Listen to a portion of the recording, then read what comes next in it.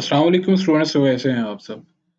Students, previous video में हमने exercise 7.1 solve की थी कंप्लीट। उसके जो जो भी important short questions with examples सारा कुछ ही हमने सॉल्व किया था प्रीवियस वीडियो में।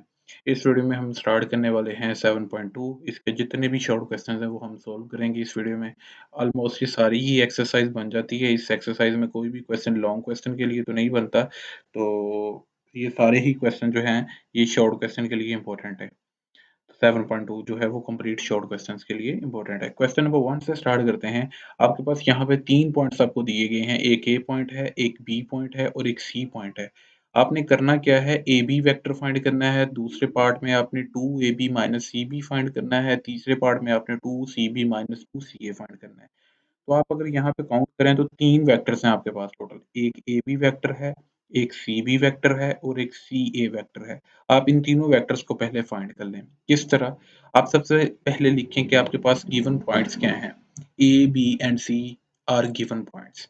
सबसे पहले आप इनके पोजीशन वेक्टर्स निकालिए। ए का पोजीशन वेक्टर, बी का पोजीशन वेक्टर और सी का पोजीशन वेक्टर। ए का पोजीशन वेक्टर जो होगा वो ओ ए है, बी का पोजीशन वेक्टर जो है वो ओ बी है, सी का पोजीशन वेक्टर जो है वो ओ सी है।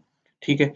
इसी तरह ये वैल्यूज आपको पता है, कॉमा खत्म करके प्लस आएगा, पहली वैल्यू के साथ आए और दूसरी वैल्यू के साथ जे। ये मैं आपको प्रीवियस वीडियो में भी बता चुका हूँ 7.1 में कि कैसे पोजीशन वेक्टर निकालना होता है।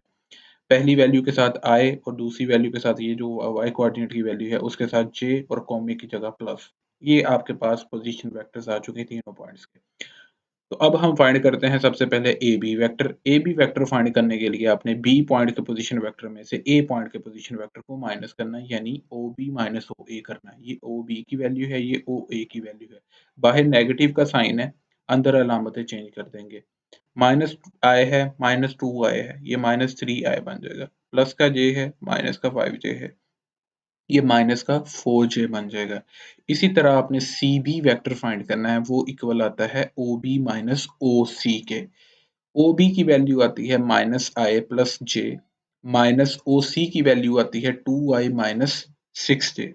अब बाहर नेगेटिव का साइन है तो अंदर अलामत चेंज हो जाएगी। ये प्लस का 2i है, ये माइनस का 2i हो जाएगा। माइनस का 6j है तो प्लस का 6j हो जाएगा बाहर नेगेटिव की वजह से। अब आई को आई से सोल्व कर लें, जे को जे से सोल्व कर लें, तो आपके पास ये आंसर आ चुका है। माइनस आई माइनस टू आई माइनस थ्री आई और प्लस जे और प्लस 6j, ये प्लस 7j आ चुके हैं। इसके बाद है सी ए। सी ए वेक्टर फाइंड करना है। इसमें ए पॉइंट के पोजीशन वेक्टर में से सी पॉइंट का पोजीशन वेक्टर निकालिए। ओ ए माइनस ओ सी किया गया, आपके पास ये आंसर आ जाता है 11j। कैसे? ये जो प्लस टू आए है ये माइनस के टू आए से कैंसिल आउट हो गए। ये प्लस फाइव आए, जे बचा है, प्लस सिक्स जे बचा है, ये 11j हो चुके हैं। तो तीनों वेक्टर्स फाइंड हो चुके हैं। अब कोई भी पार्ट निकाल सकते हैं। पार्ट नंबर 2 सॉल्व करना है या पार्ट नंबर 3 सॉल्व करना है, कोई भी सॉल्व कर सकते हैं आप। मैंने किया है पार्ट नंबर 3 सॉल्व, जिसमें है 2cb माइनस 2ca। 2 है ये cb की वैल्यू, माइनस 2 है ये ca की वैल्यू। 2 को अंदर मल्टीप्लाई कर दें, इधर भी 2 को मल्टीप्लाई कर दें, तो ये 22j बन चुका था। ये 22j में से 14j माइनस करिए, प्लस इंटू माइनस माइनस का ऑपरेशन होगा ना, 22 में से 14 निकालिए तो 8j आएगा और बड़ी रकम की अलामत आएगी, ये माइनस का साइन आ गया। इसके बाद है जी क्वेश्चन नंबर 2। आपके पास क्या है, given given that U V W, तीन वेक्टर्स आपको दिए गए हैं। आप पार्ट नंबर 2 निकालिए, ये पार्ट नंबर 3 कोई भी सॉल्व करिए, जो मर्जी कर लीजिए, कोई भी पार्ट सॉल्व कर लें आप। वैसे मैंने कौन सा करवाया, पार्ट नंबर 2 और पार्ट नंबर 3 सॉल्व कराया, तो पार्ट नंबर 1 आप पे छोड़ा भैया, पार्ट नंबर 1 सॉल्व कर लीजिएगा। तो आसान है, कोई भी अगर पार्ट सॉल्व करना चाहें तो बहुत आसान है। मैंने पार्ट नंबर 2 सॉल्व किया है। v माइनस थ्री डब्ल्यू, ये v की वैल्यू है आपके पास, और ये आपके पास 3 और ये w की वैल्यू है, w वेक्टर की वैल्यू है। अब 3 को अंदर मल्टीप्लाई करें तो ये 15 आए प्लस 3j माइनस 9k बन जाएगा। इसके बाद ये 3 आए है, ये माइनस 15 आए है। ये सॉल्व होके 15 में से 3 निकालेंगे तो ये माइनस का 12 आया हो जाएगा। इसके बाद ये माइनस का 2j है, ये प्लस का 3j है, प्लस इंटू माइनस माइनस हो जाएगा। 3j में से 2j निकालेंगे तो ये प्लस का j हो जाएगा। इसके बाद ये 2k है, ये माइनस का 9k है, प्लस इंटू माइनस माइनस हो जाएगा। 9k में से 2k निकालेंगे तो ये 7k हो जाएगा आपके पास। v माइनस थ्री डब्ल्यू हो जाएगा आपके पास। इसके बाद आपने क्या करना है, तीसरे पॉइंट में आपने 3v प्लस डब्ल्यू का मैग्नीट्यूड निकालना है। 3v प्लस डब्ल्यू करते हैं, 3 है, ये v की वैल्यू है। उसके बाद आगे है ये W की वैल्यू। इस 3 को अंदर मल्टीप्लाई करिए तो ये 9i आ जाता है, ये 6j आ जाता है, ये 6k आ जाता है और ये W की वैल्यू। अब ये 5i है, ये 5 आई, ये 9i और 5i ये सॉल्व हो जाएंगे, ये 14i बन जाएगा, माइनस का 6j है, माइनस का j है, माइनस 7j बन जाएगा, प्लस का 6k है, प्लस का 3k है, ये प्लस का 9k बन जाएगा। फिर इसके बाद इसका मैग्नीट्यूड भी लेना है, तो आप यहाँ पे इसके मैग्नीट्यूड को ले लें, यानी x कंपोनेंट का स्क्वायर i के साथ जो कोऑर्डिनेट मौजूद है वो x कोऑर्डिनेट, या इस तरह बोल दें x कोऑर्डिनेट का स्क्वायर प्लस ये y कोऑर्डिनेट माइनस 7 का स्क्वायर प्लस z कोऑर्डिनेट जो है 9 उसका स्क्वायर। इसको सोल्व करें तो आपके पास 326 आंसर आ जाता है। इस तरह हमारे पास ये पहले 2 क्वेश्चन सॉल्व हो चुके हैं। क्वेश्चन नंबर 3 पे हम चलते हैं। क्वेश्चन नंबर 3 में हमें फाइंड करने का कहा गया है जी, मैग्नीट्यूड फाइंड करना है और डायरेक्शन कोसाइन। ये लफ्ज़ आपके लिए नया है, जिसकी थ्योरी मैंने आपको नहीं बताई। खैर हम इसकी ज़्यादा डिटेल में नहीं जाएँगे, क्योंकि टाइम हमने कंज़्यूम नहीं करना। हमने कोशिश करनी है कि थोड़े टाइम में ज़्यादा चीज़ अचीव कर सकें। मैग्नीट्यूड फाइंड करना, डायरेक्शन कोसाइन। डायरेक्शन कोसाइन का मैं आपको क्वेश्चन में ही बता दूँगा, बहुत सिंपल है। पहले मैग्नीट्यूड फाइंड कर लेते हैं। मैं इसमें से पार्ट नंबर 2 सॉल्व कर रहा हूँ। पार्ट 1 और पार्ट 3 आप खुद सॉल्व कर सकते हैं, अगर आपको पार्ट नंबर 2 की समझ आए।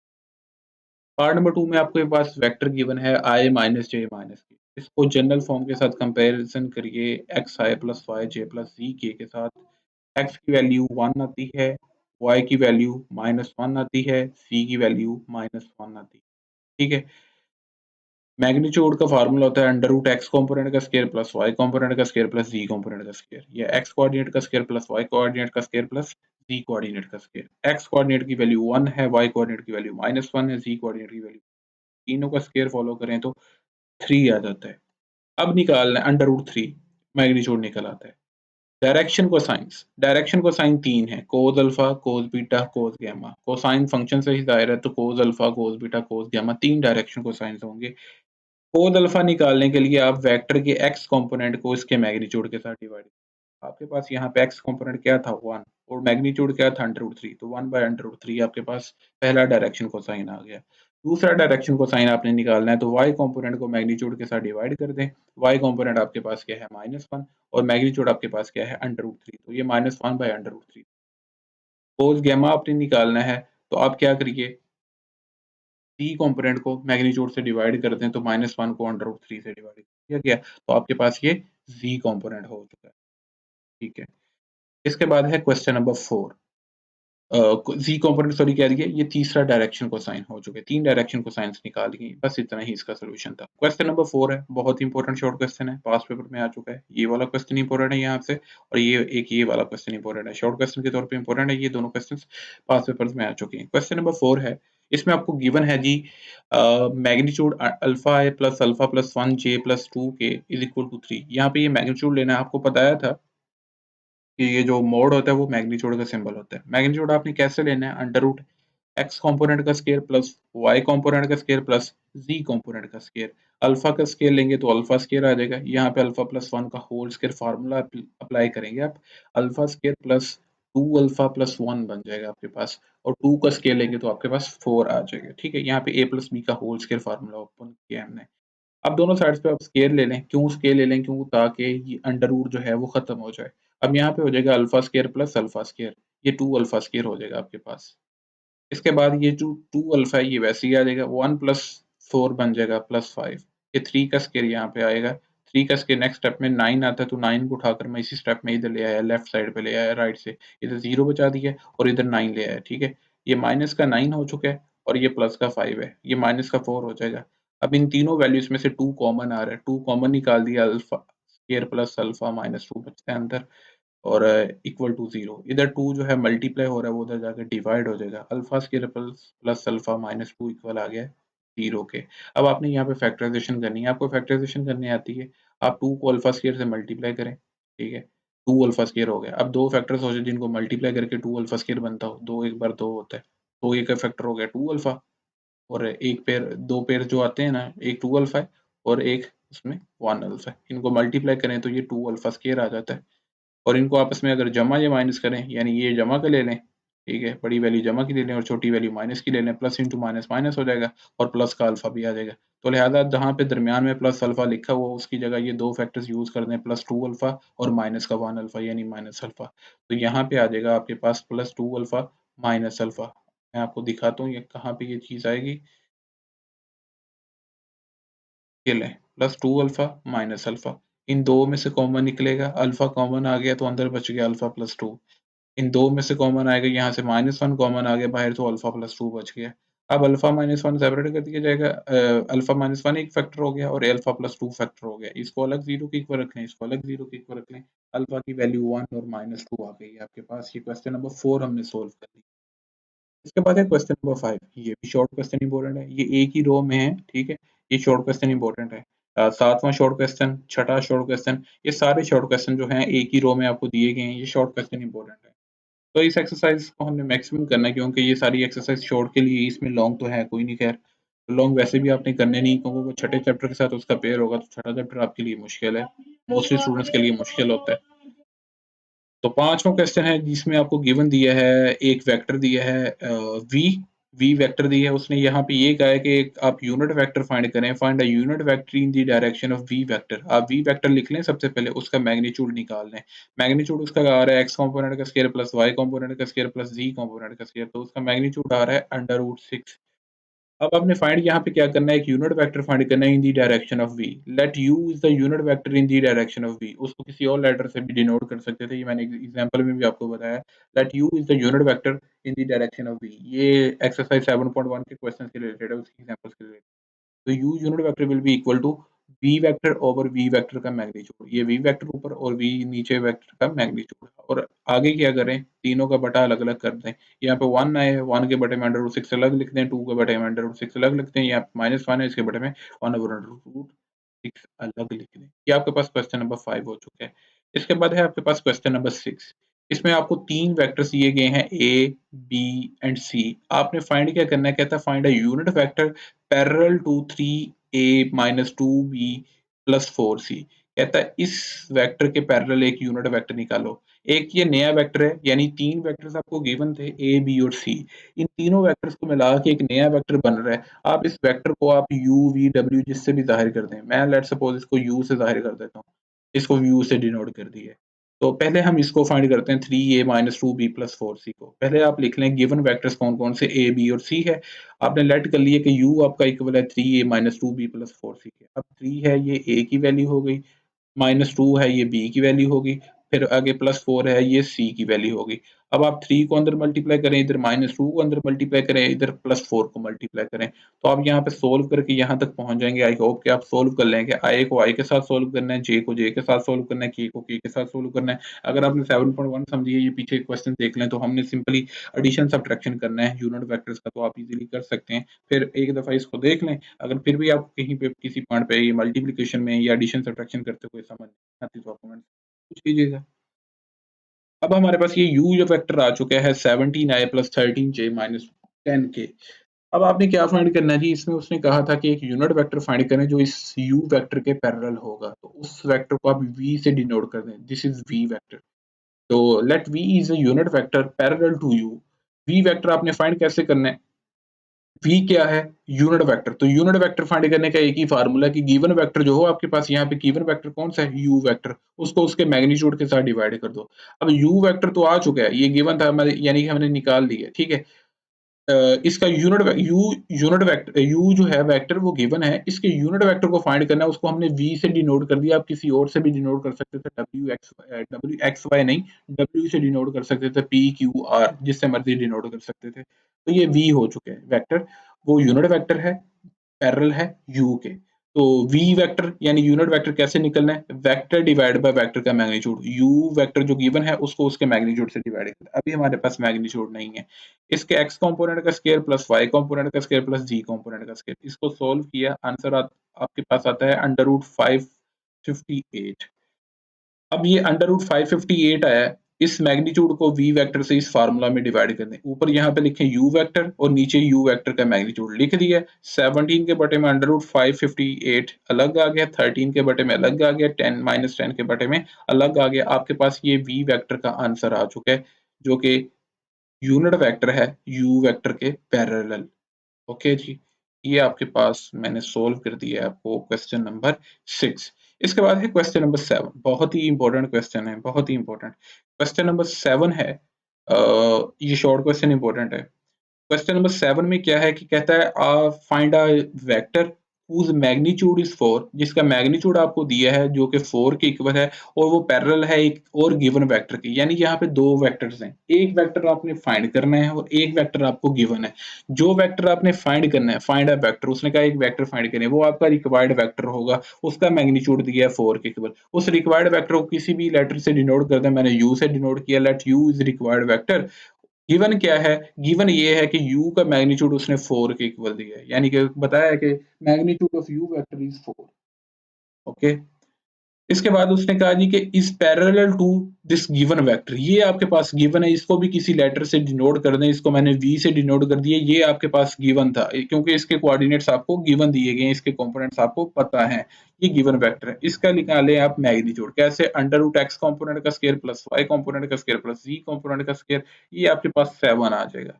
अब आप क्या करेंगे? Given that u is parallel to v, कहता जी गिवन दिया गया है कि u आपका v के पैरेलल है। वो कहाँ पे लिखा है कि आपका जो रिक्वायर्ड वेक्टर है उसको मैं u से डिनोट कर रहा हूँ, रिक्वायर्ड वेक्टर जो है वो पैरेलल है आपके v वेक्टर के। Given that u vector is parallel to v, parallel होने का मतलब क्या है? दो वेक्टर्स जब पैरेलल हों तो उसके दो स्टेटमेंट्स बनती हैं। दो वेक्टर्स जब पैरेलल हैं इसके दो मतलब बनते हैं कि या तो एक ये है कि दोनों के यूनिट वेक्टर सेम होंगे, तो याद रखिएगा कि when two vectors are parallel their unit vectors are same, their unit vectors are equal. समझ आई? ये याद रखिएगा कि जब दो वेक्टर्स पैरेलल होते हैं तो दोनों के यूनिट वेक्टर सेम होते हैं। और एक और चीज, पैरेलल की अगर ग्राफिकली फॉर्म देखें, एक यू वेक्टर मान लें, ठीक है, और वी वेक्टर है, हम कब कहेंगे कि दोनों पैरेलल्स हैं? जब दोनों की डायरेक्शन सेम होगी। अब ये देखें दोनों की डायरेक्शन सेम है, राइट साइड को है दोनों की डायरेक्शन, तो हम कहेंगे कि यू वेक्टर वी के पैरेलल है। पैरेलल से एक और स्टेटमेंट निकलती, वो ये है कि जब आप एक यू वेक्टर को किसी एक स्केलर नंबर से मल्टीप्लाई करके, लाइक 2 3 4 किसी भी रियल नंबर से मल्टीप्लाई करके, स्केलर मल्टीप्लिकेशन करके, यानी किसी भी रियल नंबर से मल्टीप्लाई करके, उसको जनरली एन से डिनोट किया जा रहा है यहाँ पे। अगर आप किसी यू वेक्टर को, किसी भी वेक्टर को एक स्केलर नंबर से मल्टीप्लाई करके एक नया वेक्टर बना सकते हैं, लाइक वी बन रहा है। मान लें कि u वेक्टर का मैग्नीट्यूड कितना है यहाँ पे 2। मैग्नीट्यूड से मुराद ये होता है वेक्टर की लेंथ। मान लें u वेक्टर की लेंथ या मैग्नीट्यूड 2 है, तो आपको फिगर से शो हो रहा है कि v वेक्टर उस लेंथ के क्या है? डबल है। तो v वेक्टर की लेंथ क्या है? बेसिकली 2 इंटू यू है, यानी कि जो 2 u वेक्टर की लेंथ है उसके डबल है। तो यहाँ पे ये 2 इंटू यू क्या किया जा रहा है? स्केलर मल्टीप्लिकेशन की जा रही है। तो मैं यहाँ पे बताना चाह रहा हूँ कि जब एक वेक्टर को किसी स्केलर नंबर से, यानी एक रियल वैल्यू से मल्टीप्लाई करके एक नया वेक्टर आपके पास बन जाए, उसको कहते हैं कि दोनों वेक्टर्स आपस में पैरेलल हैं। लाजम नहीं कि u से v बनेगा। अगर आपने v से u बनाना है तो समझ लें कि यार u यहाँ पे रख लें, ये जो n है इधर इधर आकर 1 बाय n हो जाएगा। तो इसका मतलब ये बन रहा है कि भाई अगर v वेक्टर को आप 1 बाय n से मल्टीप्लाई करें, ठीक है, तो आपके पास u वेक्टर आ जाए। तो हमारा कंक्लूजन ये निकलता है कि जब एक वेक्टर को किसी भी रियल नंबर से मल्टीप्लाई करके एक नया वेक्टर बन जाए, ठीक है, दो वेक्टर्स हो, एक वेक्टर को किसी स्केलर नंबर से मल्टीप्लाई करके दूसरा वेक्टर बन रहा हो, तो इसका मतलब दोनों वेक्टर्स आपस में क्या होते हैं? पैरेलल होते हैं। एक स्टेटमेंट ये होगी पैरेलल के लिए, और एक स्टेटमेंट पैरेलल वेक्टर्स की ये है कि जब दो वेक्टर्स पैरेलल होते हैं उस वक्त उनके यूनिट वेक्टर्स सेम होते हैं। अब हमारे पास यहाँ पे हमने यूनिट वेक्टर वाला केस लगाना है क्योंकि हमारे पास सिर्फ एक ही वेक्टर है v, u तो हमने फाइंड करना है, तो हम लिखेंगे their unit vector are same, क्योंकि दोनों वेक्टर्स क्या है? एक दूसरे के पैरेलल हैं, तो दोनों के यूनिट वेक्टर सेम है। इसका मतलब u का यूनिट वेक्टर किसके इक्वल है? v यूनिट वेक्टर के। यूनिट वेक्टर को आप हेड से जाहिर कर सकते हैं, आपने फिजिक्स में फर्स्ट ईयर में पढ़ा होगा। अब यूनिट वेक्टर का फार्मूला मैंने आपको पहले बता चुका हूँ। v यूनिट वेक्टर निकाल, u का यूनिट वेक्टर निकालना है तो u वेक्टर को उसके मैग्नीट्यूड से डिवाइड कर दो। इधर भी ऐसे ही है, v वेक्टर का यूनिट वेक्टर निकालना है, v यूनिट वेक्टर निकालना है तो v वेक्टर को उसके मैग्नीट्यूड से आप डिवाइड कर दो। तो ये फार्मूला हमने लिख दिया। अब हमारे पास जो वैल्यूज हम पुट कर देंगे यहाँ पे, हमारे पास u वेक्टर तो हमने फाइंड करना है, u इज रिक्वायर्ड वेक्टर पहली लाइन में लिखा हुआ है, u को वैसे ही रहने दिया। हाँ, हमारे पास u का मैग्नीट्यूड उसने गिवन दिया था, वो 4 के इक्वल दिया है। आगे भी v वेक्टर हमें गिवन था, वो ये वाला 2y minus 3j plus 6k, इसकी जगह इसकी वैल्यू लिख दी। इसका मैग्नीट्यूड हमने निकाल लिया था, 7 आ रहा है, वो 7 लिख दिया। 4 इधर डिवाइड हो रहा है, उधर जाकर मल्टीप्लाई हो जाएगा, तो ये 4 डिवीजन में था, उधर मल्टीप्लिकेशन में चला गया। पहले 4 को अंदर मल्टीप्लाई कर लेंगे, 8i बन जाएगा, माइनस 12j बन जाएगा, प्लस 24k बन जाएगा, और मल्टीप्लाई करके 4 को अंदर मल्टीप्लाई करके 7 हर किसी के डिनोमिनेटर में अलग अलग लिख दिया। ये आपके पास हो चुका है क्वेश्चन नंबर 7 का part number A, first part. अब पार्ट नंबर 2 है, सेम वही क्वेश्चन है, सेम वही क्वेश्चन स्टेटमेंट सेम वही है, सिर्फ चेंजिंग क्या हुई है, यहाँ पे मैग्नीट्यूड 4 था, वहां पे मैग्नीट्यूड 2 है, और यहाँ पे वेक्टर गिवन और है, और वहां पे गिवन वेक्टर और है। तो सॉल्यूशन देख लें, सेम है, मैं इसको ज्यादा एक्सप्लेन नहीं करूंगा। हमने सिंपल वही लिखा है, u आपका रिक्वायर्ड वेक्टर है। अब गिवन क्या दे दिया है कि मैग्नीट्यूड 2 के इक्वल है। गिवन वेक्टर जो है वो माइनस आई प्लस जे प्लस के है, उसका मैग्नीट्यूड निकाला है तो वो 3 आता है। हम फिर वही लिखेंगे कि आपका जो given that required vector u है वो आपके पैरेलल है गिवन वेक्टर v के। रिक्वायर्ड वेक्टर को u से जाहिर किया और गिवन वेक्टर को v। आपका जो गिवन वेक्टर है रिक्वायर्ड वेक्टर के पैरेलल है, तो इसका मतलब दोनों के यूनिट वेक्टर्स क्या है, सेम है। तो u का जो यूनिट वेक्टर है वो v के यूनिट वेक्टर के इक्वल है। तो यूनिट वेक्टर का फार्मूला आपको बता चुका हूँ, वेक्टर डिवाइड बाय वेक्टर का magnitude, v vector divide bye v vector का मैग्नीट्यूड। जो वैल्यूज हैं वो लिख दें यहाँ पे। ये जो 2, अब ये देखें कि मैंने यहाँ पे क्या किया है कि बटा अलग अलग कर लिया है पहले, ठीक है जी, बटा अलग अलग कर लिया। अब 2 को फिर बाद में लेके गया, पहले डिनोमिनेटर सेपरेट कर लिया, अब 2 इधर डिवाइड हो रहा है, इधर अगर मल्टीप्लाई हो जाएगा, 2 अंदर मल्टीप्लाई कर दिया, तो ये आपके पास आंसर आ चुका है कि यू वेक्टर आपके पास। इसके बाद है जी क्वेश्चन नंबर 8। क्वेश्चन नंबर 8 में क्या है कि आपके पास 3 वेक्टर्स दिए हैं u, v एंड w। कहता है ये समझ लें कि आपकी ट्राइएंगल की 3 साइड्स हैं। ट्राइएंगल बनती कैसे, अगर वेक्टर रिप्रेजेंटेशन के अकॉर्डिंग आपने ट्राइएंगल बनानी है तो वो कैसे बनेगी। पहली साइड आ गई है, दूसरी जो साइड होगी वो पहली साइड के हेड के, उसका दूसरी साइड का जो टेल है, ये देखें दूसरी साइड का ये जो टेल है पहली साइड के हेड के साथ ऐड हो रहा है, ठीक है। ये मान लें ये u है और ये मान लें v है, तो ये हेड टू टेल रूल के अकॉर्डिंग हम एडिशन कर रहे हैं। तो तीसरा जो वेक्टर है उसमें टेल के साथ टेल मिल रहा है और हेड के साथ आपके पास हेड मिल रहा है, तो ये आपका रिजल्टेंट वेक्टर है। रिजल्टेंट वेक्टर बेसिकली क्या है, वो w के इक्वल है। जो थर्ड वेक्टर बचता है वो बेसिकली क्या है, u प्लस w है। आप यहाँ पे फिगर बना सकते हैं, क्वेश्चन में ये फिगर आप बना लीजिएगा, मैंने यहाँ पे सोल्यूशन में नहीं बनाई, तो आप इस फिगर को बना लीजिए। अब इस फिगर को देखते हुए आपका जो गिवन दैट हम लिखेंगे vector represent the sides of triangle, यहाँ पे आप फिगर बना लीजिएगा, ठीक है। ऐसे करके इधर से ऐसे कर लें, ठीक है, और इधर से ये टेल के साथ टेल और हेड के साथ हेड मिला दें। ये जो चीज एक्स्ट्रा है मैं erase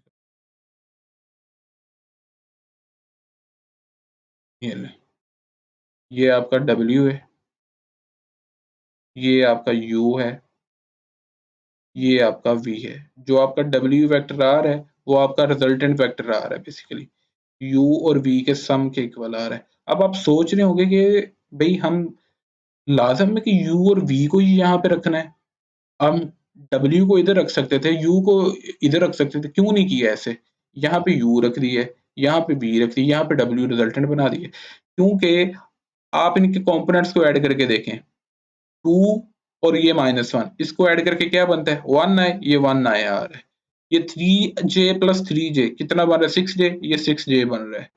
ये 4k है माइनस k है, ये सॉल्व करके यहाँ पे 3k आएगा। जाहिर बात है, अब दो कंपोनेंट्स ही चाहे सेम हो गए तो तीसरा कंपोनेंट भी ऑब्वियसली सेम होगा, z कंपोनेंट जो है। तो इसका मतलब है कि u और v का जो सम है वो w रिजल्टेंट के इक्वल है फिगर के अकॉर्डिंग। इसी वजह से रिजल्टेंट वेक्टर पे हमने w रखा हुआ है, ये मैंने आपको कंपोनेंट से जाहिर कर दी है। तो लिहाजा आप w इक्वल रख लें u प्लस v के, u plus v equal to w। यहाँ पे u वेक्टर का की वैल्यूज, यहाँ पे v वेक्टर की वैल्यूज, यहाँ पे w वेक्टर की वैल्यूज। अब यहाँ पे i को i के साथ ऐड कर दें, j यूनिट वेक्टर को j के साथ, k को k के साथ सॉल्यूशन कर दें इसका। अब यहाँ पे ये चीज जी, अब ये i है, इधर भी i, इधर 6j, इधर 6j, इधर प्लस 3k, इधर प्लस zk है, z ही फाइंड करना है। तो आपको सिर्फ कंपैरिजन करने की जरूरत है यूनिट वेक्टर k को, आपने सिर्फ कंपैरिजन करना है यूनिट वेक्टर k का, तो आपके पास z की वैल्यू आ जाएगी 3 के इक्वल। तो आपके पास ये z यूनिट z जो है अननोन था उसकी वैल्यू 3 आ चुकी है। इसके बाद क्वेश्चन नंबर 10 है हमारे पास। क्वेश्चन नंबर 10 भी इसी तरह है, इसको हम आज ही सोल्व करते हैं। कहता है find two vectors of length 2 parallel to the vector v। कहता है दो वेक्टर्स हैं आपके पास जिनकी लेंथ है 2, जो कि v वेक्टर के क्या है, पैरेलल है। Let a and b are two required vectors. लिख दें कि a और b आपके पास क्या है, दो रिक्वायर्ड वेक्टर्स हैं, ठीक है। उसके बाद गिवन क्या दिया है आपको कि a का जो मैग्नीट्यूड है और b का मैग्नीट्यूड है वो किसके इक्वल दिया है, 2 के इक्वल दिया है, उसने गिवन दे दिया। अच्छा, स्टेटमेंट दोबारा पढ़ते हैं हम। कहता है find two vectors of length 2। Length का मतलब ये होता है मैग्नीट्यूड, कि एक गिवन वेक्टर है उसके दो वेक्टर्स क्या होंगे, पैरेलल। दो वेक्टर्स आपने फाइंड करने हैं, ये है आपके रिक्वायर्ड वेक्टर्स, इनको आर ई क्यू से लिख रहा हूं मैं। ये आपका गिवन है, ये गिवन है, ये वाली चीज जो है ना, ये गिवन लिखा हुआ ये वाली जो चीज। अच्छा, कहते हैं दो वेक्टर फाइंड करें जिनकी लेंथ 2 है, यानी कि दोनों का मैग्नीट्यूड सेम बताया है, दोनों क्या है, वी वेक्टर के क्या है, पैरेलल हैं। फर्ज कर लें वो जो आपके रिक्वायर्ड वेक्टर्स है ना वो ए और बी हैं। आप कोई और भी लेटर यूज कर सकते थे, यू और डब्ल्यू कर लो भाई, यू और डब्ल्यू भी सही है। Let A and B are two required vectors, okay. Given that, given ये दिया है कि ए का मैग्नीट्यूड यानी लेंथ भी 2 है, बी का मैग्नीट्यूड यानी लेंथ। मैग्नीट्यूड के दो नाम है, मैग्नीट्यूड को लेंथ भी कहते हैं और मैग्नीट्यूड को नॉर्म भी कहते हैं। ये याद रखिएगा, 7 चैप्टर के पहले पेज पे लिखा हुआ है, ये एमसीक्यू हो सकता है कि जी मैग्नीट्यूड का दूसरा नाम क्या है, कहीं पर वो मैग्नीट्यूड की जगह नॉर्म लिख दे तो आपने कंफ्यूज नहीं होना, बेसिकली वो मैग्नीट्यूड ही होगा, या लेंथ भी मैग्नीट्यूड को ही कहते हैं। खैर, यहाँ पे ए और बी जो दो रिक्वायर्ड वेक्टर्स हैं उन दोनों की लेंथ यानी मैग्नीट्यूड 2 बताया गया, तो दोनों के मैग्नीट्यूड को हमने 2 के इक्वल। आगे हमें गिवन क्या है कि गिवन वेक्टर इज, हमें एक गिवन वेक्टर दिया है v वेक्टर, उसका हम मैग्नीट्यूड निकाल लेते हैं, अंडर रूट एक्स कॉम्पोनेंट का स्क्वायर प्लस वाई कॉम्पोनेंट का स्क्वायर प्लस v कॉम्पोनेंट आ जाएगा। अब आप इसको सोल्व करें तो ये 6 बन जाता है। हम लिखते हैं कि गिवन दैट, हमें गिवन क्या है कि आपके जो रिक्वायर्ड वेक्टर्स हैं, स्टेटमेंट पढ़ते हैं, are parallel to given vector. इसका मतलब ये जो आपके रिक्वायर्ड वेक्टर्स ए और बी हैं, ये गिवन वेक्टर वी के क्या है, parallel. Given that A and B are parallel to V, इसका मतलब है ए किसके पैरेलल है, वी के, बी किसके पैरेलल है, वी के। अब दोनों पैरेलल हैं, अब दोनों एक ही डायरेक्शन में पैरेलल नहीं हो सकते, ठीक है। अब ए कैसे ले लेना, अब ये मान लें कि v की डायरेक्शन इससे मत को इसकी फिक्स रख लें। ए, एक वेक्टर जो ए है वो इस डायरेक्शन को ले लें, सेम डायरेक्शन को ले लें, और जो बी वेक्टर है वो इसके ऑपोजिट डायरेक्शन में ले लें। मैग्नीट्यूड तो दोनों का सेम होगा, बट क्या है, दोनों की डायरेक्शन ऑपोजिट कर लें, दोनों एक ही डायरेक्शन में पैरेलल नहीं हो सकते, दोनों को एक ही डायरेक्शन में आपने पैरेलल नहीं रखना। या तो ए को सेम डायरेक्शन में रख लें और बी को ऑपोजिट में रख लें वी के, ठीक है। वी वेक्टर जो फिक्स है, जो गिवन है, ए वेक्टर उसकी सेम डायरेक्शन में रख लिया और बी वेक्टर उसकी ऑपोजिट डायरेक्शन में रख लिया, या आप बी को सेम डायरेक्शन में कर लें, ए को ऑपोजिट डायरेक्शन में कर लें, दैट्स योर ओन चॉइस। अब ए को हमने वी के पैरेलल रखा है, इसका मतलब ये सेम डायरेक्शन में रखा है, तो इसका मतलब है इन दोनों के यूनिट वेक्टर सेम है। तो मैं पीछे भी आपको बता चुका हूँ कि जब दो वेक्टर पैरेलल होते हैं, इनका मतलब है कि दोनों के यूनिट वेक्टर सेम है, तो दोनों के यूनिट वेक्टर्स हमने सेम रखे हैं, इक्वल रखे हैं। ये ए और वी जो है, ए और वी वेक्टर गिवन जो है वो दोनों सेम डायरेक्शन में पैरेलल है। अब बी को वी वेक्टर के पैरेलल रखा है ऑपोजिट डायरेक्शन में, इसका मतलब दोनों के यूनिट वेक्टर तो सेम है, बट ये नेगेटिव का साइन आ जाएगा यहाँ, सही हो गया। अब यूनिट वेक्टर की डेफिनेशन, ये यूनिट वेक्टर का जो फार्मूला वो हमें ये बताता है कि ए यू का यूनिट वेक्टर निकालना है तो ए वेक्टर को उसके मैग्नीट्यूड से डिवाइड कर दो। इसी तरह वी यूनिट वेक्टर इक्वल होगा V vector divide by V vector का मैग्नीट्यूड। अब आपके पास ए वेक्टर का मैग्नीट्यूड है वो 2 के इक्वल है, वी वेक्टर है वो ये आपके पास वैल्यू है, वी वेक्टर का मैग्नीट्यूड है वो 6 है। अब ये जो 2 इधर डिवाइड हो रहा है वो उधर जाकर मल्टीप्लाई हो जाएगा। अब आपने क्या किया, अच्छा 2 को बाद में मल्टीप्लाई करते हैं, पहले ये मैंने बटा अलग अलग कर लिया, 2i/6 कर लिया, -4j/6 कर लिया, प्लस 4k/6 कर लिया। अब ये कैंसिलेशन हो रही है, 4 और 3, ये 2 2 बार 4 और 3 2 बार 6 हो रहा है, यहाँ पे भी 2 2 2 2 2 बार 4 और 3 2 बार 6 हो रहा है, और एक यहाँ पे 2 1 बार 2 और 2 3 बार 6, यहाँ पे आ जाता है 1/3i -2/3j प्लस 2/3k। अब ये जो 2 इधर डिवाइड हो रहा है आपके पास, इधर राइट साइड पे जाके ये मल्टीप्लाई हो जाएगा, और फिर इससे नेक्स्ट स्टेप में आप 2 को अंदर मल्टीप्लाई कर लें, ये बन जाएगा आपके पास 2/3i minus 4/3j plus 4/3k। आपके पास ए वेक्टर निकल आएगा। इसी तरह बी वेक्टर निकालना है आपने, उसके लिए नेगेटिव का साइन रहेगा, वी वेक्टर की वैल्यू और वी वेक्टर का मैग्नीट्यूड, ठीक है। अब बी वेक्टर का मैग्नीट्यूड कितना है, यहाँ पे 2 है। अब होगा क्या, सेम आंसर आएगा बट साइंस ऑपोजिट हो जाएंगे। अब यहाँ पे बटा अलग अलग कर लिए, इसी तरह कैंसलेशन हो गई है। अब ये देखें कि बाहर नेगेटिव का साइन था तो नेगेटिव के साइन को अंदर मल्टीप्लाई कर दें, ये प्लस का 1/3 था, ये माइनस का 1/3 आया हो गया, ये माइनस का 2/3j आना था, यहाँ पे प्लस का हो चुका है, ये प्लस का आना था, ये माइनस का हो चुका है। अब इससे नेक्स्ट स्टेप में ये जो 2 इधर डिवाइड है हो रहा है वो इधर राइट साइड पे आप मल्टीप्लाई कर दें और 2 को अंदर मल्टीप्लाई कर दें, तो ये ए वेक्टर और बी वेक्टर आ चुके हैं। ये देखें इनके कोफिशिएंट्स जो हैं यानी कि कंपोनेंट्स जो हैं, एक्स कंपोनेंट, वाई कंपोनेंट और जी कंपोनेंट्स सेम है बट डायरेक्शंस क्या है इनकी, ऑपोजिट है, क्योंकि एक की सेम डायरेक्शन थी, ए वेक्टर की सेम डायरेक्शन थी, बी वेक्टर की ऑपोजिट डायरेक्शन थी, तो लिहाजा ये दोनों आपके रिक्वायर्ड वेक्टर्स हो चुके हैं। शॉर्ट क्वेश्चन इंपॉर्टेंट था ये। इसके बाद है जी आपके पास, अच्छा क्वेश्चन नंबर 8 किए, यहाँ से क्वेश्चन नंबर 9 स्किप कर सकते हैं, क्वेश्चन नंबर 10 हम कर रहे हैं। ए पार्ट हमने सोल्व कर लिया, इंपॉर्टेंट शॉर्ट क्वेश्चन है, क्वेश्चन नंबर 10 बहुत इंपॉर्टेंट है, इनमें से एक आध शॉर्ट क्वेश्चन पूछा जा सकता है। बी पार्ट हम कर रहे हैं जी इसका। बी पार्ट में हमें उसने क्या कहा है कि फाइंड, कहता है find a constant A so that vector V and W are parallel.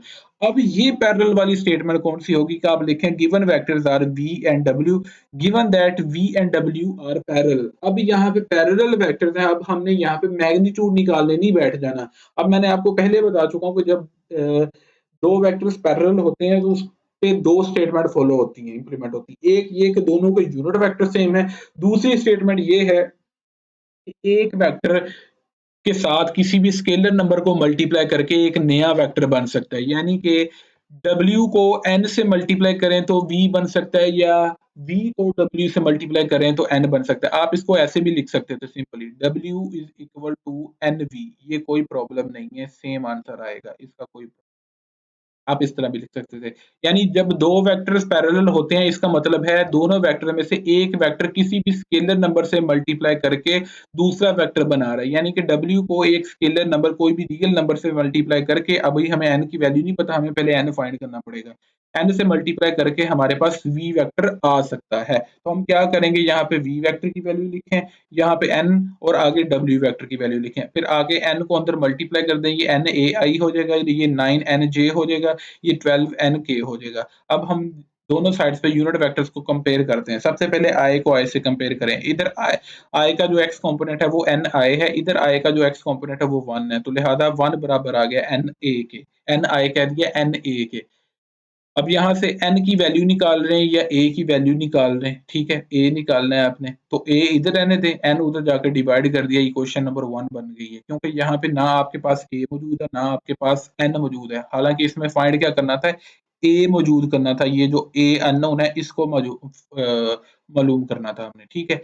अब a मालूम करना है तो a की इक्वेशन बन गई है 1/n, जब तक n नहीं आएगा तो a निकलेगा नहीं, तो लिहाजा इसको इक्वेशन का नाम दे दिया। अब अगले यूनिट वेक्टर को हम कंपेयर करते हैं, यहाँ पे 9n है, यहाँ पे y कंपोनेंट क्या है -3, तो 9n इक्वल आ गया -3 के, तो n की वैल्यू आ गई है -9/3, यानी -1/3 आ गई है आपके पास n की वैल्यू। इस n की वैल्यू को इक्वेशन नंबर 1 में पुट कर दें। इक्वेशन नंबर 1 में जब आपने पुट किया है तो 1/n था, n की जगह -1/3 किया तो 3 डिवाइड हो रहा है, ऊपर जाकर मल्टीप्लाई, तो a की वैल्यू आपके पास आ चुकी है, a वेक्टर a अननोन की वैल्यू -3, ये आपके पास आंसर आ चुका है।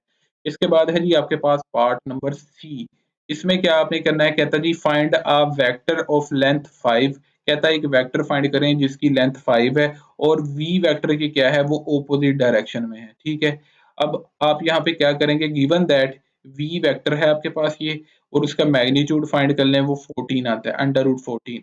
और कहता है एक जो वेक्टर आपने फाइंड करना है, ये आपके क्वेश्चन नंबर 7 के रिलेटेड है, तो सिर्फ इसमें डायरेक्शन ऑपोजिट दे दी, उसमें सेम डायरेक्शन थी क्वेश्चन नंबर 7 में जो अभी हमने इस वीडियो में की है। कहता जी find a vector of length 5 in the direction opposite of v vector. Given vector v है उसका मैग्नीट्यूड फाइंड करें। रिक्वायर्ड वेक्टर जो आपने फाइंड करना है, फाइंड अ वेक्टर, वो कहता है जी एक वेक्टर फाइंड करो, जो वेक्टर फाइंड करना है उसको u से डिनोट कर दिया, ठीक है। उसका मैग्नीट्यूड उसको आपको गिवन दे दिया, उसने कहा जी इसका मैग्नीट्यूड कितना है, लेंथ यानी 5 है, तो ये लेंथ इसकी 5 लिख रही है, ये गिवन है। जो गिवन स्टेटमेंट है ना, कंडीशन ये है कि जो आपका रिक्वायर्ड वेक्टर है u, यानी कि वो आपके v के क्या है, पैरेलल है, यानी ऑपोजिट डायरेक्शन में, यानी कि u की डायरेक्शन इस सिमत को है तो v की डायरेक्शन इस सिमत को है आपके पास। आप क्या करेंगे, दोनों के यूनिट वेक्टर को सेम रख लें। दोनों के यूनिट वेक्टर्स को इक्वल रख लें। u unit vector is equal to v unit vector but in opposite direction, इस वजह से नेगेटिव का साइन आ। अब यहाँ पे यूनिट वेक्टर का फार्मूला होता है vector divide by vector magnitude, इधर भी ऐसे ही v vector divide bye v vector का मैग्नीट्यूड, नेगेटिव का साइन वैसे ही है, v वेक्टर है हमारे पास उसकी वैल्यू और v का मैग्नीट्यूड हमने निकाल लिया था, ये देखिए √14, ये वो √14 लिख लिया है। ये u वेक्टर का मैग्नीट्यूड उसने लेंथ के तौर पे गिवन दिया था 5। अब इस 5 इधर को इधर डिवाइड कर रहे हो आप, इधर मल्टीप्लाई कर दें राइट साइड पे लाके, तो ये -5 बन जाएगा। -5 को अंदर मल्टीप्लाई करें, -5 को i के साथ, -5 को -2j के साथ, -5 को +3k के साथ, तो ये मल्टीप्लाई करके अंदर ये आंसर बन जाता है। डिनोमिनेटर भी आप सेपरेट कर दें, आपके पास ये पार्ट नंबर सी हो चुका है। इसके बाद है जी पार्ट नंबर डी, आपके पास कहता है find a and b so that the vectors, ये अब वाला एक ये वेक्टर है और एक ये वेक्टर है, क्या क्या कहता है ये वेक्टर्स क्या हो आपस में पैरेलल हों। आपके पास दो वेक्टर्स अब फिर क्या दे दिए हैं, पैरेलल्स दे दिए हैं। अब दोनों वेक्टर्स मौजूद हैं आपके पास, ए और बी फाइंड करना है। ये जो दो अननोन है ए और बी, ये फाइंड करना है। अब ये रिलेटेड किसके है, ये आपके क्वेश्चन पार्ट नंबर 2 के रिलेटेड, पार्ट नंबर बी के रिलेटेड है। उसमें सिर्फ आपने एक अननोन फाइंड करना था, वो ए था। इसमें आपने दो अननोन फाइंड करने, ए और बी। सेम वही प्रोसीजर होगा इसमें भी। Given that u and v are parallel, तो इसका मतलब है u vector is equal to nv, यानी कि v को किसी भी n के अंदर मल्टीप्लिकेशन करके, किसी भी रियल नंबर से मल्टीप्लाई करके v को u बन सकता है। तो u की जगह u की वैल्यू, n इंटू v की जगह v की वैल्यू। अब n को अंदर मल्टीप्लाई कर दें तो n a i plus b n j minus 2nk हो जाएगा, इधर 3i minus j plus 4k हो जाएगा। अब यहाँ पे आप यूनिट वेक्टर्स का कंपैरिजन करेंगे, इधर आता है एन ए आता है, इधर आता है 3, तो 3a is equal to n हो जाएगा। ये आपके पास इक्वेशन नंबर 1 हो गई है, क्योंकि यहाँ पे ना n मौजूद है ना आपके पास a मौजूद है, ठीक है, तो ये इक्वेशन बन गई है। तो इसके बाद ये बी एन को आप -1 के साथ इक्वल रखने, क्योंकि यहाँ पे j और j का कंपैरिजन किया है, तो -1 is equal to B N है, ये दूसरी इक्वेशन बन गई। यहाँ पे ना आपके पास b मौजूद है ना आपके पास n मौजूद है। और नेक्स्ट आप करें कि k के यूनिट वेक्टर्स को कंपेयर करें, तो यहाँ पे -2n है और यहाँ पे प्लस का 4 है, तो प्लस का 4 -2n के इक्वल आ जाएगा, तो n की वैल्यू निकलेगी 4 ओवर -2, तो ये -2 आपके पास n की वैल्यू आ जाएगी, n अननोन की। अब इस n को स्केलर मल्टीपल जो होता है आपका, इसको इक्वेशन नंबर 1 और 2 में दोनों में पुट करें, put the value of n in equation number 1 and 2, तो यहाँ पे n की वैल्यू पुट की है, तो ये बन गया जी a की वैल्यू -3/2 हो गई, ये -2 था उधर जाके डिवाइड हो गया, और इधर बन गई है -2 इधर था उधर जाके ये डिवाइड हो गया, तो 1/2, ये a की वैल्यू -3/2 और b की वैल्यू 1/2 आ गई, ये आपके पास आंसर हो। ये क्वेश्चन नंबर 10 सोल्व हो गया। अब हमारे पास ये लास्ट क्वेश्चन है इस एक्सरसाइज का, तो ये सारी ऑलमोस्ट हमने क्वेश्चन कर लिए। ये जो इक्का दुक्का छोड़े हैं हमने, वो करने वाले नहीं है, वो लेंथी है, और ये 12वां क्वेश्चन आप छोड़ सकते हो, ये अनइम्पोर्टेंट है। 11वां क्वेश्चन हम करते हैं, इसमें आपने डायरेक्शन को साइन फाइंड करने हैं। 3 पार्ट्स हैं, ए पार्ट, बी पार्ट और थर्ड पार्ट। ये जो पहले 2 पार्ट हैं, ए पार्ट, बी पार्ट कह दिया, फर्स्ट पार्ट, सेकंड पार्ट और थर्ड पार्ट हैं, 3 पार्ट्स हैं। पहले 2 पार्ट्स जो है वो तो ईज़ी हैं, थर्ड पार्ट जो है वो थोड़ा-सा ट्रिकी है, यानी कि इतना ट्रिकी भी नहीं है, आसान है, थोड़ा-सा लेंथी कह लें उसको।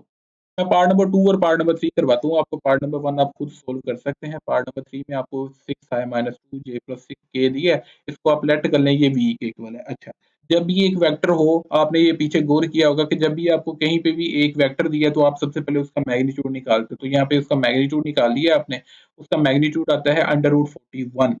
अब इसके डायरेक्शन को साइंस आपने निकालने हैं, डायरेक्शन को साइन 3 है, आपको मैं ये question number I think so question number 4 में भी करवा चुका हूँ, एक्सरसाइज के क्वेश्चन नंबर 4 में। ये देखें क्वेश्चन नंबर सॉरी 3 में, क्वेश्चन नंबर 3 में हमने डायरेक्शन को साइन फाइंड करने सीखे थे। कैसे फाइंड करने सीखे थे कि जी एक्स कंपोनेंट को उसके मैग्नीट्यूड के साथ डिवाइड करो। यहाँ पे भई एक्स कंपोनेंट जो i के साथ है वो 6 है, तो 6 को √41 से डिवाइड कर दो। इसी तरह जो y कंपोनेंट यहाँ पे क्या है -2 है, कोस बीटा निकल आएगा y कंपोनेंट को मैग्नीट्यूड से डिवाइड करके, तो -2 ओवर √41 आ जाता है। इसी तरह आपने कोस गामा निकालना है, यहाँ पे बीटा नहीं है, ये गामा है, ये सही कर लीजिएगा। तो यहाँ पे कोस गामा है, तो इसके बाद कोस गामा निकालना है, तो आपने जी कंपोनेंट को, यानी कि के साथ जो कंपोनेंट मौजूद है वो जी कंपोनेंट है, 1 है प्लस का 1, उसको आपने मैग्नीट्यूड से डिवाइड कर देना, तो 1 ओवर अंडर 41 आ चुके हैं। अब आपके पास ये जो 3 डायरेक्शन कोसाइन्स आ चुके हैं, ये आपके पास सॉल्यूशन हो चुके हैं। पार्ट नंबर 3 में क्या कहता है जी कि पी क्यू वेक्टर है, पहले तो आपको पी क्यू वेक्टर निकालना पड़ेगा, फिर इसके डायरेक्शन कोसाइन्स आएंगे। पी क्यू वेक्टर निकालने के लिए उसने आपको 2 पॉइंट्स दे दिए, एक पी पॉइंट दे दिया, एक क्यू पॉइंट दे दिया। आप सबसे पहले इन पॉइंट्स के पोजीशन वेक्टर निकालिए, position vector of P and position vector of Q. OP आ जाएगा और ये ओक्यू हो जाएगा। मैंने आपको पिछली एक्सरसाइज में भी बताया 7.1 में कि जब भी जहाँ पे भी आपको 3 पॉइंट्स दिए गए होंगे, पहले सबसे पहले आपने उनके पोजीशन वेक्टर्स को फाइंड आउट करना है। तो पी पॉइंट का पोजीशन वेक्टर क्या आएगा 2y + j + 5k और क्यू पॉइंट का पोजीशन वेक्टर क्या आएगा ओक्यू i + 3j + k। कैसे? पहले कंपोनेंट के साथ i और दूसरे के साथ j और तीसरे के साथ k आ जाएगा और जहाँ-जहाँ पे कॉमा उसकी जगह प्लस आ चुका है। आपने फाइंड क्या करना है पी क्यू वेक्टर फाइंड करना है सबसे पहले, फिर इसकी डायरेक्शन कोसाइन निकालना है। पी क्यू वेक्टर निकालने के लिए आपको क्यू पॉइंट के पोजीशन वेक्टर में से पी पॉइंट का पोजीशन वेक्टर माइनस करना पड़ेगा, यानी O Q minus O P करना पड़ेगा। ये आपके पास ओ क्यू की वैल्यू हो गई है माइनस ये ओ पी की वैल्यू हो गई है आपके पास। अब ये नेगेटिव का साइन है, अंदर अलामतें चेंज हो जाएंगी, ये आपने अलामतें चेंज कर दी हैं। अब आप क्या करेंगे, आई को आई से सोल्व करेंगे, जे को जे से सोल्व करेंगे, के को के से सोल्व करेंगे। तो ये प्लस का आया था, माइनस का 2 आया था, ये माइनस का आई हो चुका है। प्लस का 3j था, प्लस माइनस का j था, तो प्लस माइनस माइनस और ये प्लस का 2j हो चुका है। प्लस का k है और माइनस का 5k है, ये माइनस का 4k हो चुका है। ठीक है। अब यहाँ पे अब नेक्स्ट क्या करना है कि आपने मैग्नीट्यूड लेना है, एक्स कंपोनेंट का स्क्वायर प्लस वाई कंपोनेंट का स्क्वायर प्लस जी कंपोनेंट का स्क्वायर। मैग्नीट्यूड लिया आपने, आपके आपके पास आंसर आ चुका है √21। इसके आपने क्या फाइंड करने हैं, direction cosine. Direction cosines of P Q find करने हैं आपने। तो डायरेक्शन कोसाइन्स कैसे फाइंड करने हैं, कोस अल्फा फाइंड करना है, कोस बीटा फाइंड करना है, कोस गामा फाइंड करना है। कोस अल्फा फाइंड करना है तो वो कैसे आएगा, X component over P Q vector का मैग्नीट्यूड। कोस बीटा फाइंड करना है, Y component over P Q vector का मैग्नीट्यूड। कोस गामा फाइंड करना है, Z component over P Q vector का मैग्नीट्यूड। तो ये एक्स वाई जी कंपोनेंट कहाँ से आएंगे, यहाँ पे है, ये एक्स कंपोनेंट है -1, ठीक है, और वाई कंपोनेंट प्लस का 2 है और जी कंपोनेंट माइनस का 4 है पी क्यू वेक्टर का। ठीक है, तो ये आपके पास ये आंसर हो चुका है। ये हमने कर लिया है क्वेश्चन नंबर क्या कहते हैं, क्वेश्चन नंबर 11। इसके बाद आपकी एग्जांपल बचती है लास्ट। आपकी एग्जांपल है पेज 340 पे। यू वी डब्ल्यू 3 वेक्टर्स इसमें दिए गए हैं, ए बी सी 3 पार्ट्स इसने फाइंड करने को कहे हैं। मैं ए और बी पार्ट आपको फाइंड करवा रहा हूँ। ए पार्ट का है, उसने कहता है जी के शायद 2 ही पार्ट्स हैं, आप चेक कर लें 340 पेज नंबर पे। 340 पेज नंबर जी। ए पार्ट है, उसमें आपने ए पार्ट में पार्ट फर्स्ट और पार्ट 2 फाइंड करना है, यानी कि ए पार्ट क्या है, मज़ीद 2 पार्ट्स हैं, तो मैंने ये चीज़ फाइंड की है, ये u+2v आप खुद फाइंड कर सकते हो और बी पार्ट मैंने फाइंड की है, ठीक है? तो इसका सॉल्यूशन दिखाता हूँ मैं आपको। ए पार्ट में फाइंड किया जी कि u minus v minus w का मैग्नीट्यूड। पहले आप सबसे पहले u minus v minus w निकालें, ये u की वैल्यू, ये v की वैल्यू, ठीक है? और ये w की वैल्यू आपके पास, ये u की वैल्यू थी। अब बाहर माइनस अंदर अलामतें चेंज करें, यहाँ पे बाहर माइनस अंदर अलामतें चेंज करें, i को i से सोल्व करें, j को j से सोल्व करें, k को k से सोल्व करें, तो ये 4i + 6j + 2k आ जाएगा। यहाँ पे भी कहीं पे भी कोई कन्फ्यूजन होती है आप कमेंट सेक्शन में। फिर आप इसका लेंगे मैग्नीट्यूड। मैग्नीट्यूड कैसे लेना है, x component square plus y component square plus z component square और अंडर रूट। आपके पास ये मैग्नीट्यूड आ जाएगा √56। आपके पास ये मैग्नीट्यूड आ गया। ये आपके पास पार्ट नंबर 2 सोल्व हो गया सिंपली। अब आपने बी पार्ट सोल्व करना है जी। Show that U V and W are parallel to each other. कहता है जी प्रूव करें कि यू वी और डब्ल्यू तीनों तीनों एक दूसरे के पैरेलल हैं। आप सबसे पहले लिख लें कि यू वी डब्ल्यू आपके पास तीनों वेक्टर्स हैं। आप चेक करिएगा अपनी बुक से कि यू वी और डब्ल्यू, मैं आपको यहाँ से बता देता हूँ। आपको मैंने बताया था पैरेलल के केस में ये होता है कि एक वेक्टर से दूसरा वेक्टर बन सकता है अगर उसमें से कोई चीज कॉमन निकालें या कोई चीज के साथ उसको स्केलर मल्टीप्लाई करें। अगर आप गौर करें तो ये u के कंपोनेंट्स हैं 2, 3 और 1, यानी 2y + 3j + 1। अगर आप इस वैल्यू को 2 से मल्टीप्लाई करें तो लाइक u वेक्टर को आप 2 से अगर मल्टीप्लाई करें तो आपके पास क्या v वेक्टर बन रहा है या नहीं बन रहा? इसका मतलब है v वेक्टर आपके पास बन रहा है, ठीक है? अगर आप u वेक्टर को 2 से मल्टीप्लाई करें यानी स्केलर मल्टीप्लिकेशन कर रहे हैं आप। तो आप क्या कर रहे हैं यहाँ पे कि भई आपने देखा या इस तरह कर सकते हैं आप कि v वेक्टर आपने लिखा, v वेक्टर में से 2 कॉमन निकाल लिया आपने, तो ये जो अंदर वैल्यू आई है ये बेसिकली u वेक्टर की आई है। यानी कि इस तरह समझ लें कि u वेक्टर को 2 से मल्टीप्लाई करके या u वेक्टर में v बराबर आया 2u के।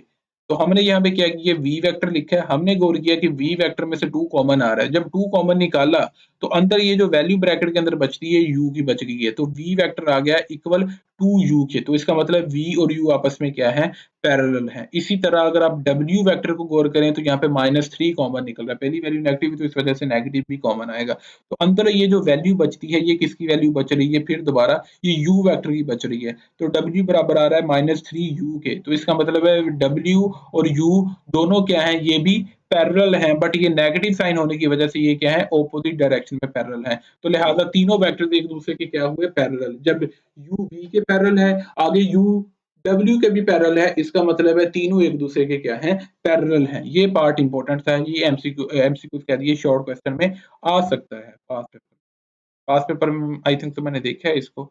तो खैर हमने ये एग्जांपल इंपॉर्टेंट थी, हमने कर ली है। इस तरह हमारे पास ये 7.2 हो चुकी है। इंशाल्लाह हम नेक्स्ट लेक्चर में, नेक्स्ट वीडियो में 7.3 सॉल्व करेंगे। इस तरह मेरी कोशिश होगी यार 5 लेक्चर्स में मैं आपको ये कंप्लीट करवा दूं 7 चैप्टर। ओके, खुदा हाफिज़।